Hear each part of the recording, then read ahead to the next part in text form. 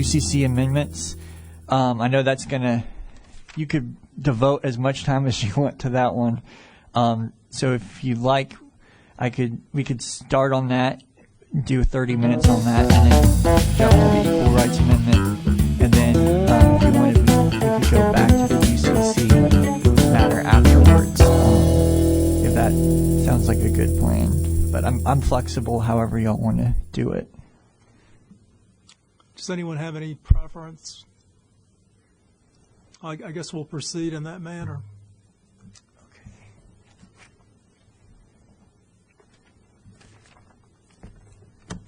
Okay. Thank you all. Okay, thank you all. I'll go ahead and share that.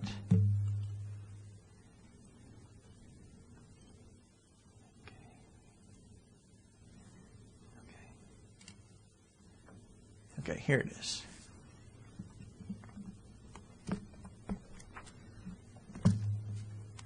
Okay, so let's see.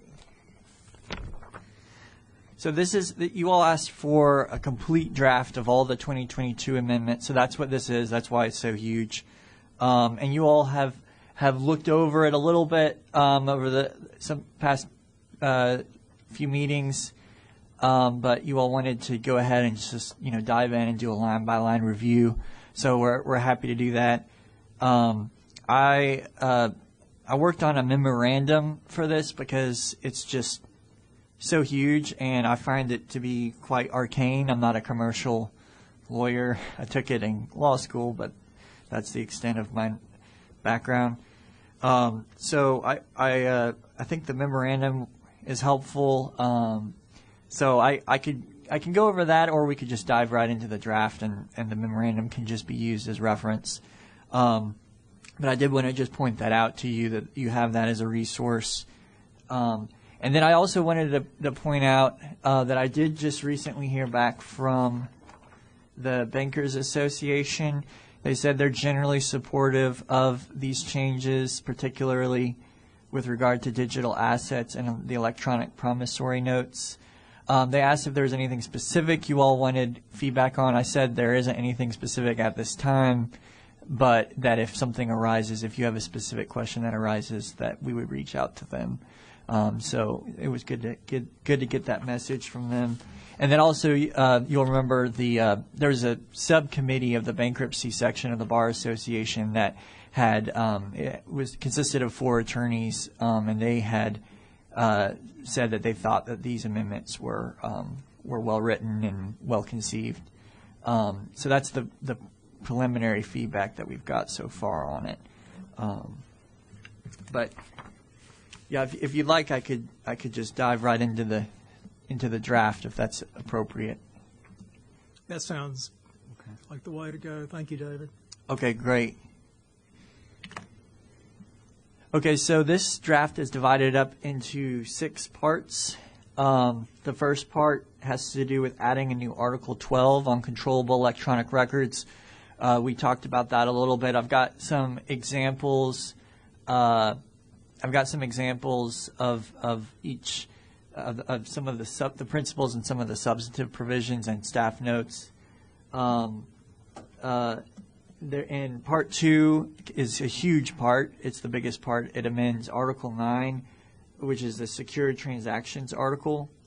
It makes conforming changes to Article 12, but then it also has some other non-Article 12 related changes as well. Like, for instance, it deals with there are a lot of changes related to chattel paper, which has nothing to do with Article 12. Then Part 3 amends a bunch of other articles in the UCC, Articles 1, 2, 2A, 3, 4A, 5, 7, and 8.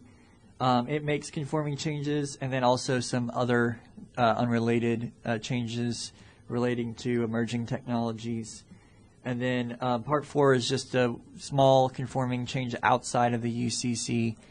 Part 5 sets out transitional provisions, and this is quite a bit different than the way the Uniform Law Commission's version handles it. The Uniform Law Commission adds an Article A as codified language, and I can get into it later, but I didn't think that was the right choice for North Carolina's numbering system and codifying system, I think that should be uncodified language that gets noted.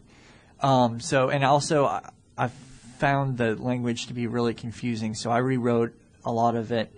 I've got a chart that you can use to compare their language with the language in this draft, which I felt was necessary because I changed it a lot. So I want you to see what I did. And it's not redlined because, that would have been confusing. So that's why I did the chart. But that's way down the line, I think. And then Part 6 is just small. It directs the printing of drafters' comments and provides an effective date.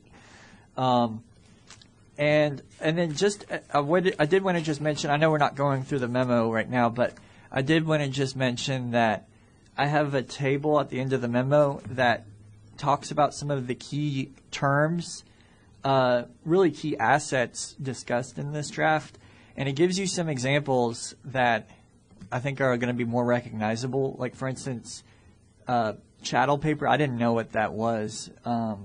And that's a right to payment under an installment sale contract or a personal property lease. So I think it's helpful to just think right to payment under a personal property lease.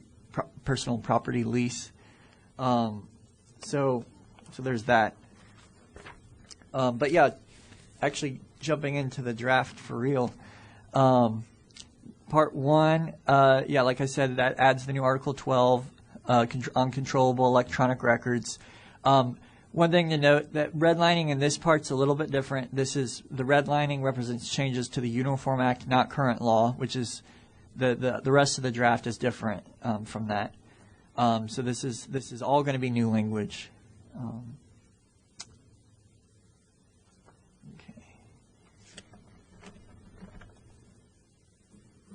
Okay. The first section is just the short title. The second section is important. That's the definitions section.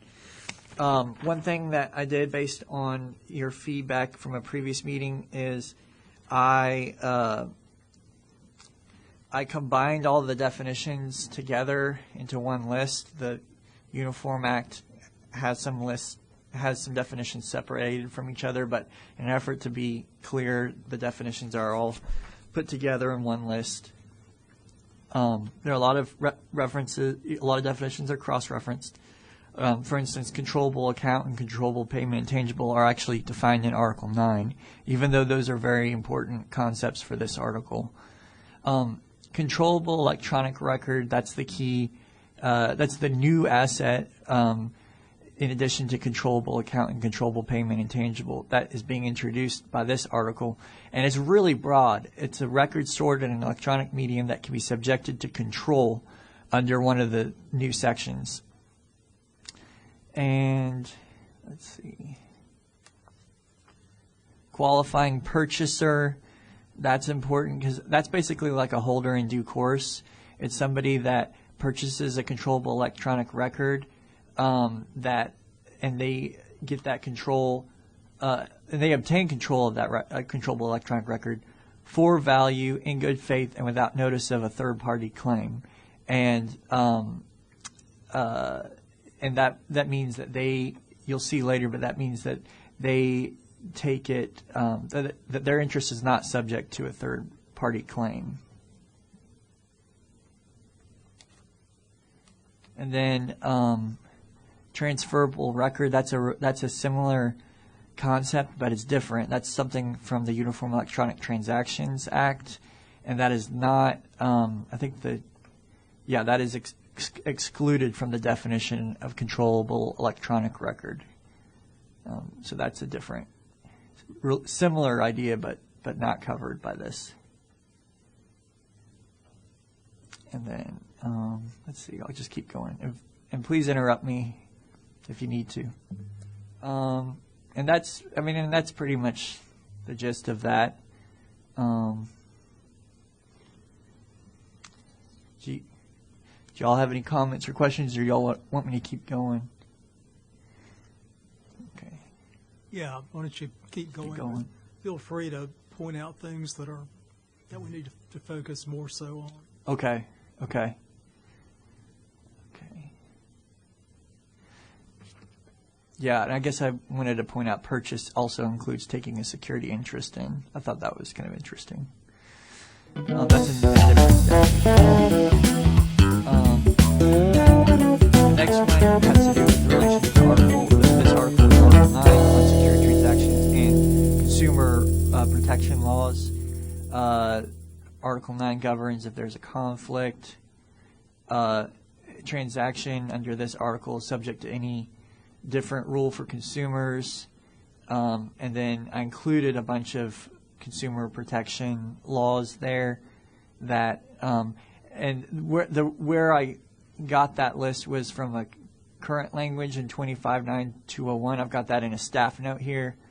So you'll see that's where I got that idea from. But yeah, I mean, this is pretty much just following what the Uniform Law Commission has in their amendments.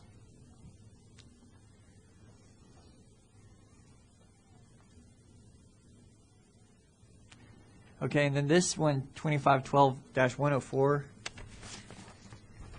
this is the first substantive section of this. There are really four, or there are maybe, I guess, three substantive sections in this article, and this is the first one. And I think, yeah, I guess I could just go through it. A basically says that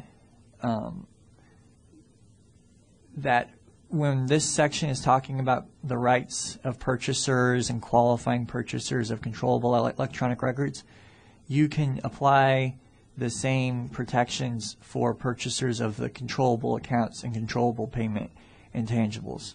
And those are the three types of assets that are covered in this new article.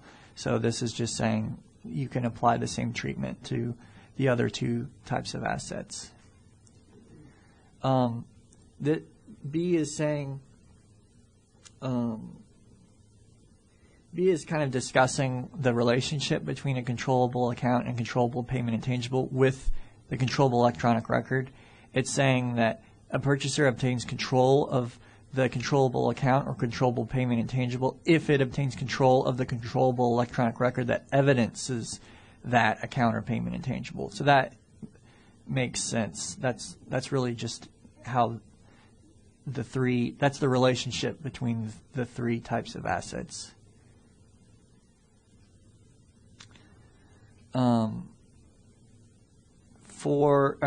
Subsection C, that one's just saying law other than this article determines whether a person acquires a right in a I'm going to just call them a CER, controllable electronic record, and the right the person acquires.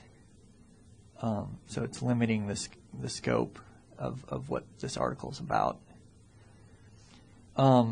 Shelter principle and purchase of limited interest.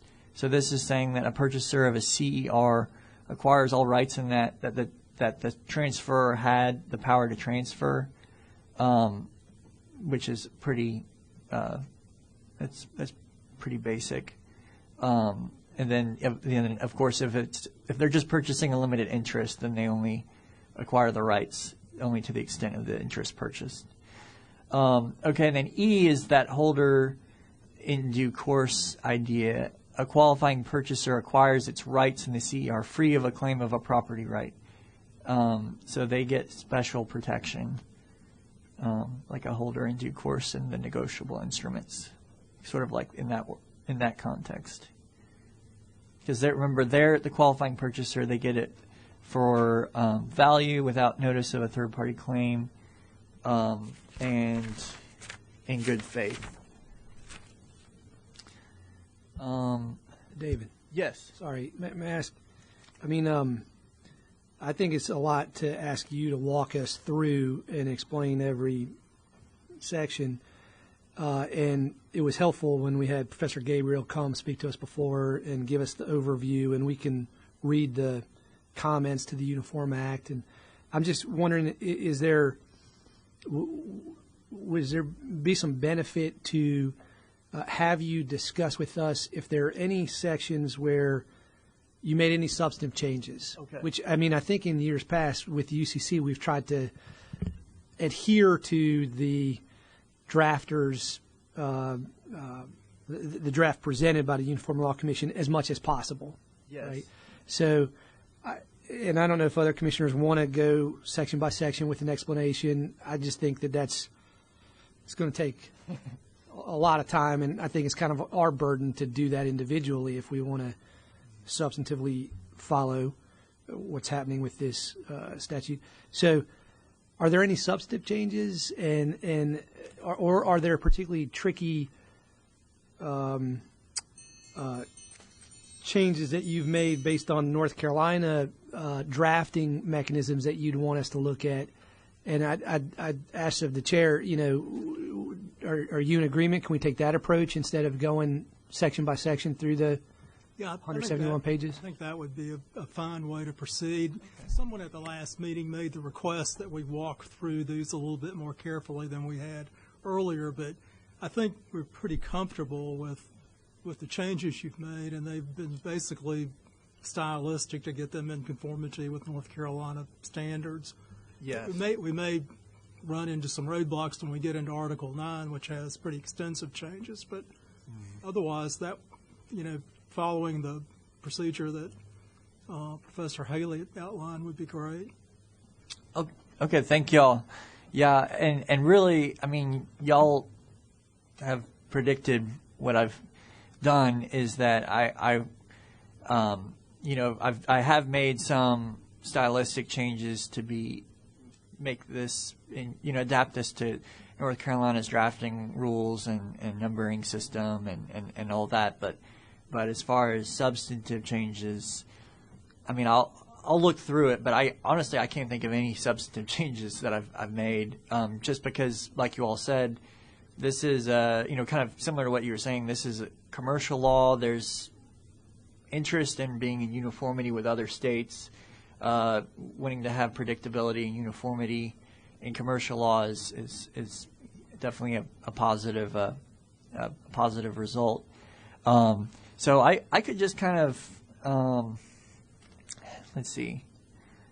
I don't think there really is anything that I did. I just tried to clean it up a little bit and adapt it. But I mean, were there any particularly tricky conforming changes you'd want us to be aware of, or I know that's a lot to ask you to pinpoint in a 200-page document, but it seems to me that's where we could potentially add some value. I think the drafters of this are experts in this field. Right. Let's see. And we did spend a significant amount of time on Article 12 in previous sessions, so I'm pretty comfortable with it. But I would wonder, obviously, if folks have questions, I think our law students today would probably benefit from a pre-course in the UCC if you've not gotten there already.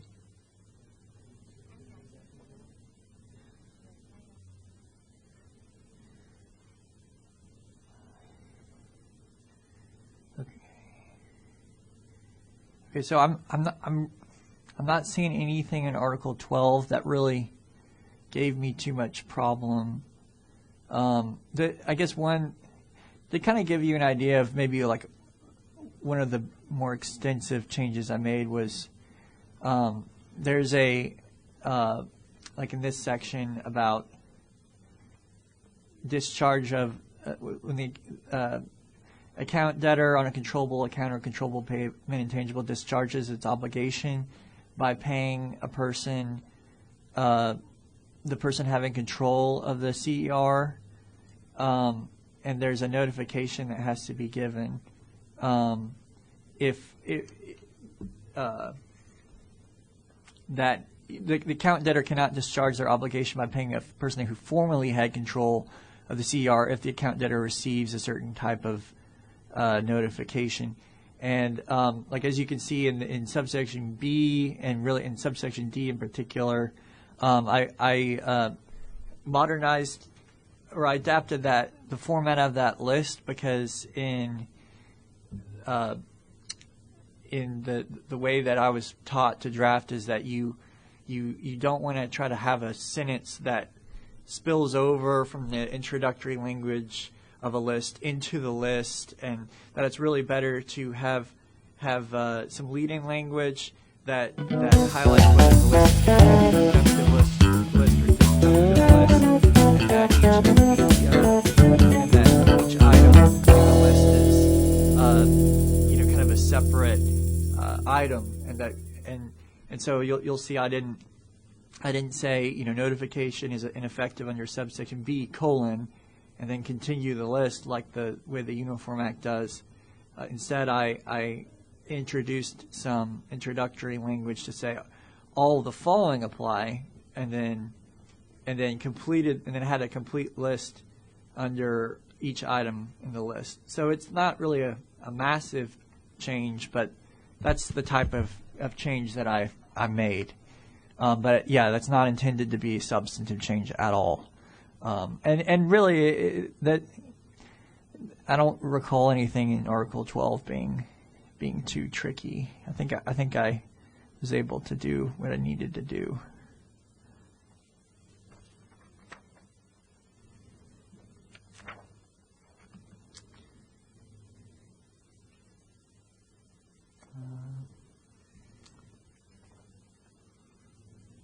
Let's see. Well, if y'all are okay, then I could just jump to Article 9, which is in Part 2 of the draft. Okay. Let's see. Okay, so this one, I do have some things I could talk about with this one.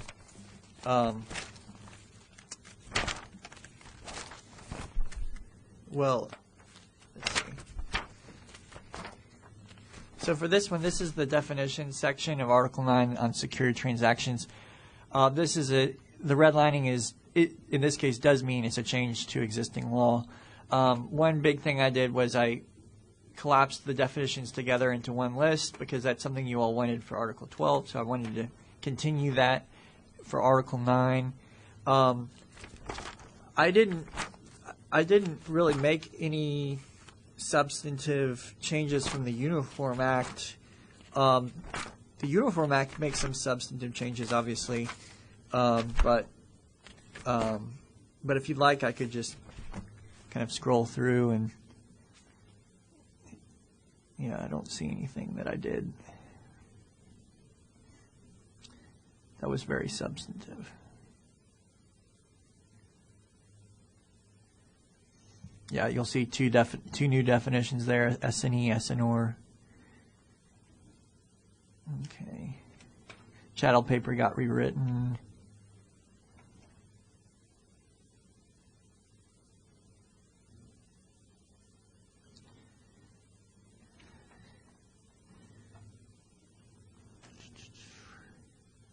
There's the definitions of controllable account, controllable payment, intangible.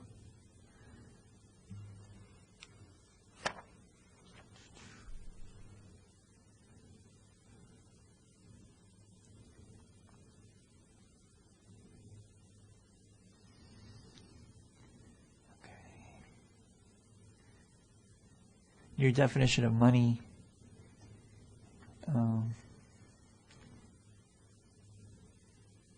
David, when you said you collapsed the definitions into one section, or you said something to that effect, Yes. does that mean you took them out of other existing sections and put them all in one section, or is this just the way the definitional section was already in Article 9?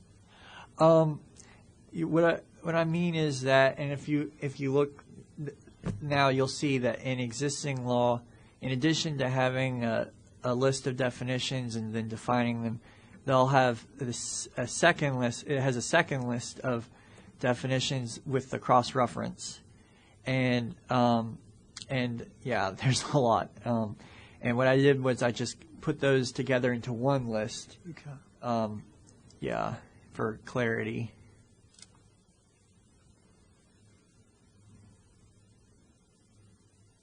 Okay. There was a legislative note about the definition of good faith, that it was deleted in 2001, And yeah, the General Assembly in 2006 deleted that definition, so we don't need to worry about that.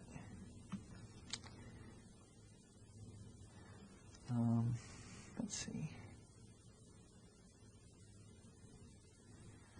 Yeah, I just modernized the format of a list there. And yeah.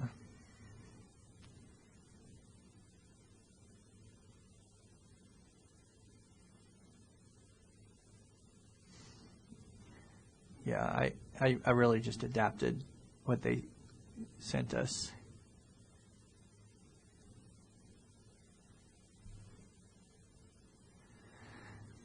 Yeah, so I don't want to waste y'all's time. I can't think of anything that I did that I did so basically what my process was is I went through all the amendments in the Uniform Act and implemented those amendments by adapting them to the North Carolina drafting rules, and then I also did some cleanup changes to the surrounding language like you all usually want. So there are some changes in here that are not in the Uniform Act, and then and then whatever conforming changes resulted from that I made, and that was really the process that I applied. Can you point out if there were changes in Article 9 that didn't relate to Article 12? Like what substantive changes to Article 9 were there that weren't specifically about controllable electronic records? Yes, I can do that.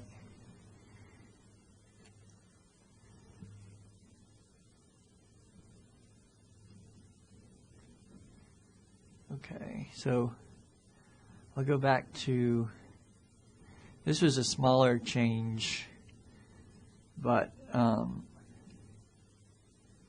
see. The new definition of assignee and assignor, that was really just, let's see.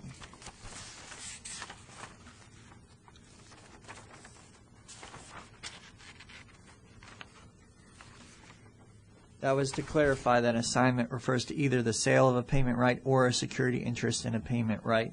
And that was something that I think the ULC, they have in their comments that I think this was a reaction to some cases that they felt like got that issue wrong. And so they're making it clear that they wanted to clarify that issue. And that's unrelated to controllable electronic records. And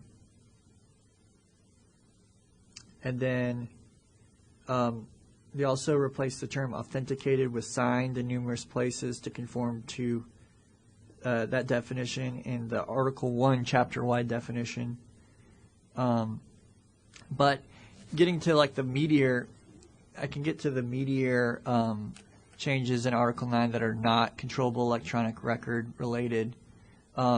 This definition of chattel paper, this is completely revised, and the way that the existing law has it is they have it has two types of chattel paper: tangible chattel paper and electronic chattel paper. This does away with that and just has chattel paper. It eliminates that distinction, and it addresses hybrid transactions in which a lease of goods is, because remember I said it was a right to payment under a personal property lease as an example of chattel paper. So it also addresses a hybrid transaction in which a lease of goods is combined with the right to receive other property or services. And so if the predominant purpose of the transaction is the lease of goods, the lessee's monetary obligation falls within the definition of chattel paper. And so they wanted to address that issue of hybrid transactions to provide clarity on that. And then there are also some other sections on chattel paper that I could jump to, more substantive sections, 25-9-.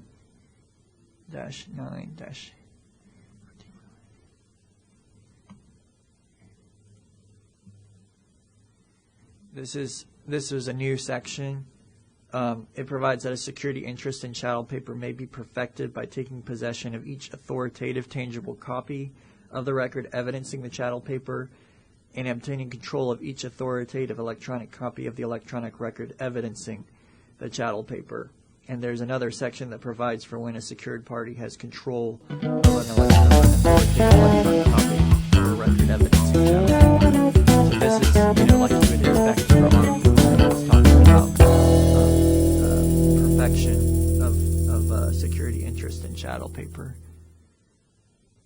And then the other big piece on chattel paper was 306.1.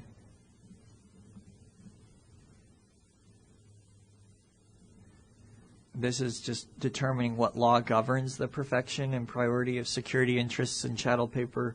And it's basically saying if the chattel paper is evidenced by an authoritative electronic copy or by both an authoritative electronic copy and an authoritative tangible copy, then generally the law of the chattel paper's jurisdiction governs the perfection and priority of the security interest in it. But if it's evidenced only by an authoritative tangible copy, then the law of the jurisdiction where the tangible copy is located governs the perfection and priority of security interests in the chattel paper. So this is new. Well, I'm sorry to ask a substantive question, but I'm just trying to understand. So if chattel paper is a right to receive payment on a lease, for example, like leased equipment, and then you have electronic chattel paper, and this says you can, under 314.1, you can perfect a security interest in the electronic chattel paper by controlling it, basically. You have, what does that mean? How do you, I just don't understand how you control an electronic record. Yeah, so 259-105 gets to that. Let's see. Where is that?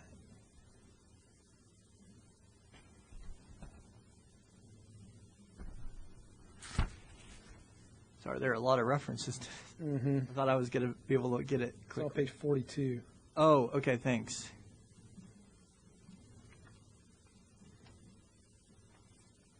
Okay, so this tells you how you control a copy of a record evidencing, or an electronic record evidencing chattel paper. I see an A on page 43 here, yeah.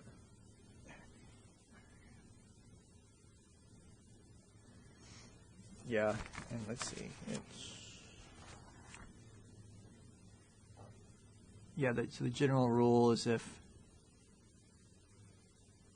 there's a system that reliably establishes that that person is the person to which the copy was assigned. It's all pretty abstract. Yeah. Yeah, I don't think you receive an email that you can print out. But, David, am I correct in understanding that the word signed or sign is banished from the UCC and that you're using acknowledge or authenticate or words to that effect? I think it's, where is it? It's replacing the term authenticated with signed. And I think they also made a revision to the definition of sign as well. Yeah, they did. They broadened the definition of sign to encompass all records, not just writings. And then they decided, let's be consistent and use that term, sign, and not also use authenticated. So sign is staying in. Okay. Right. Mm-hmm. Yeah. Okay. So the chattel paper, that's a big non-CER issue in Article 9. And then the other one that jumped out to me was really interesting. The amendments related to money. And so there's a new definition of money. Where is that?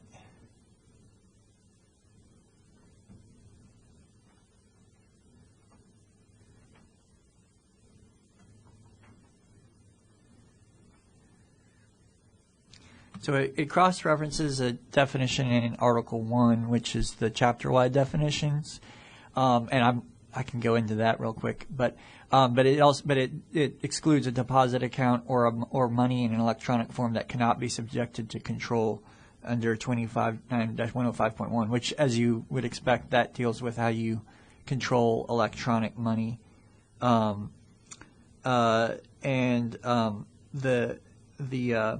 Article 1 definition was interesting because it amends the chapter-wide definition of money to exclude, it excludes an electronic record that is a medium of exchange recorded and transferable in a system that existed and operated before the medium of exchange was authorized or adopted by a government.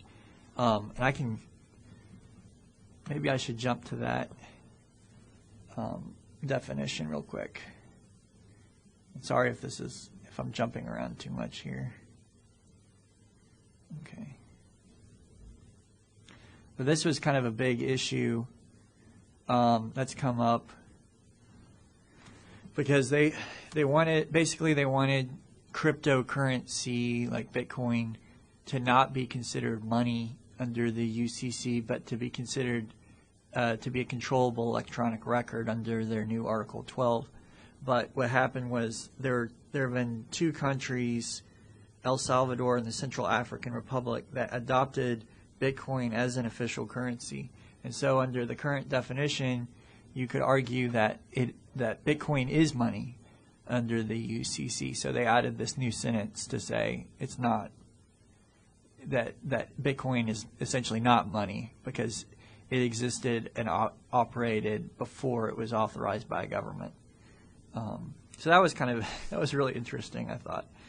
And then the other thing about electronic money is that there's a new provision in Article 9 that says that a transferee of electronic money takes the money free of a security interest if the transferee does not collude with the debtor against the secured party. And really those are the major changes to Article 9 that are not controllable electronic record related.